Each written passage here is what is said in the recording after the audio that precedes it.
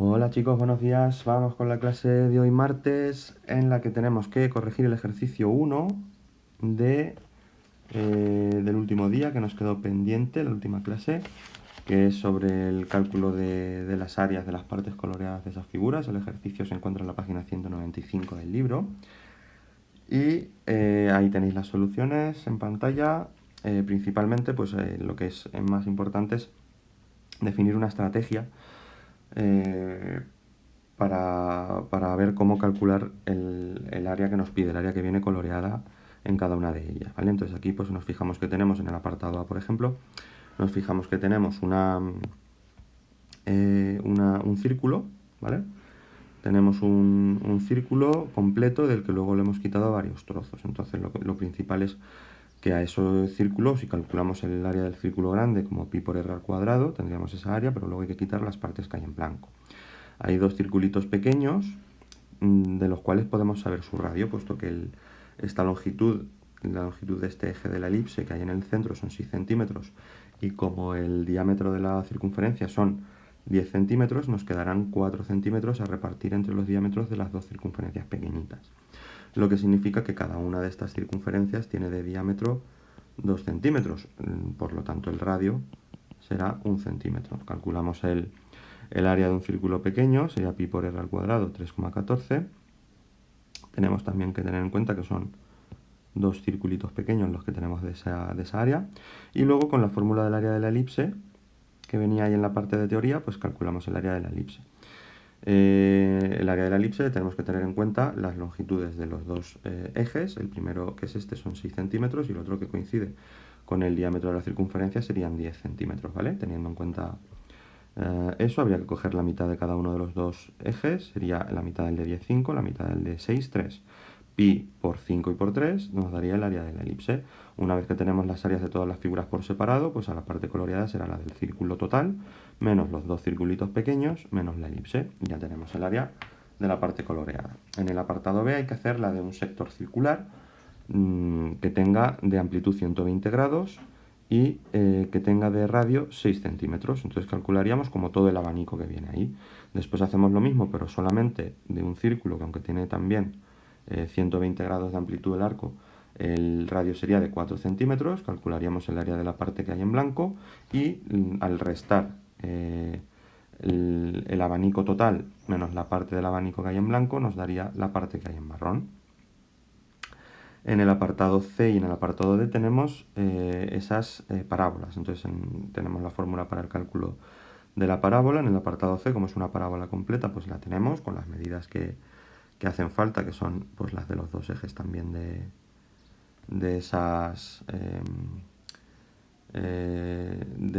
parábolas. En este caso una parábola, fijaos que sería como media elipse, por lo tanto sería parecida al cálculo del área, tiene sus similitudes. En este caso, pues lo que tenemos que hacer es multiplicar el 3, que son los cuadraditos que mide esa mitad, y luego contamos 1, 2, 3, 4, 5, 6, 7, 8 y 9, que es lo que mide esta parte de aquí, ¿vale? 9 cuadraditos y 3 cuadraditos. Lo multiplicamos y lo dividimos entre 2, obteniendo de esa manera el área de la elipse, ¿vale? Que coincide con el área del triángulo, ¿vale? Bueno, que lo tenéis ahí con 2/3. Voy a bajar el de abajo. Entonces, nos quedaría por ver la del apartado D, a la que tenemos que hacer lo mismo. Tendríamos que calcular el área de toda la elipse, que ya la tenemos, de toda la elipse no, perdón, de toda la parábola, que la tenemos del apartado C.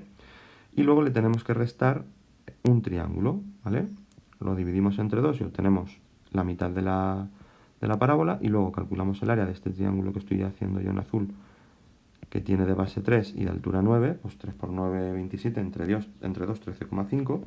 Y a lo que nos queda, de los 36 dividido entre 2, le restamos el área de ese triángulo, que es 13,5, y ya obtendríamos 4,5 unidades cuadradas de la parte que hay coloreada de rosa, ¿de acuerdo? Bien, pues esos serían los ejercicios corregidos que había para hoy, y aquí tenéis una captura de los dos ejercicios que hay que hacer para mañana. Son todos de cálculo de la x en cada caso. Hay que utilizar el teorema de Pitágoras en este ejercicio 10 del que hablo, ¿vale? Utilizando el teorema de Pitágoras vamos a despejar el valor de la x, ¿de acuerdo? Siempre tenemos que buscar la manera de poder aplicar el teorema de Pitágoras en cada una de las figuras, ¿vale? Por ejemplo, en la primera, pues fijaos que nos quedaría para trazar la diagonal, o al trazar la diagonal, que es lo que nos pide en ese rectángulo, tendríamos un triángulo rectángulo aquí en este vértice, que tendría por base 15 centímetros, que es uno de los catetos, por altura 8, que es el otro de los catetos, por lo tanto la x es la hipotenusa de ese triángulo de catetos 15 y 8. En el B, por ejemplo, en ese rombo, pues como tenemos la medida de las diagonales, lo que nos pide es calcular la medida del lado.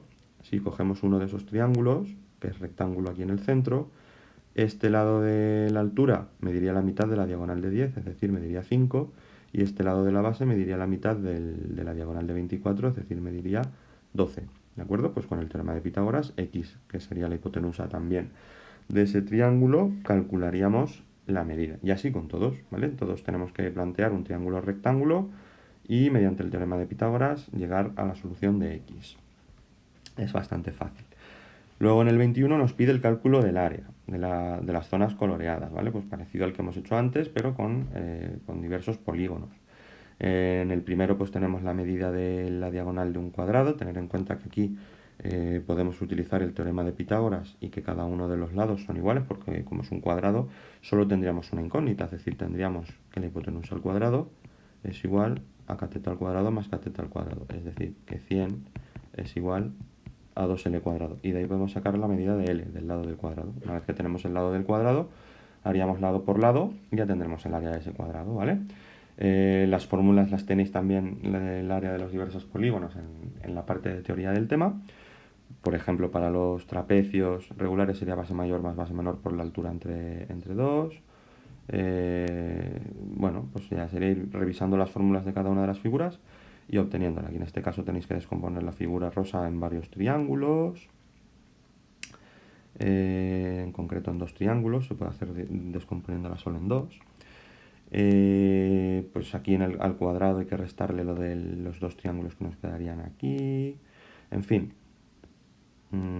como veis, pues es utilizar el teorema de Pitágoras y las fórmulas del cálculo del área de cada uno de los polígonos. Para los polígonos regulares del apartado E, F y G, por ejemplo, pues hay que tener en cuenta que cada polígono regular se puede dividir en triángulos iguales, uniendo el centro de esas figuras geométricas con los vértices, quedándonos el mismo número de triángulos que lados tiene ese polígono, y siendo los triángulos isósceles en el caso de cualquier polígono, excepto en el de un hexágono, en el caso de los hexágonos, que serían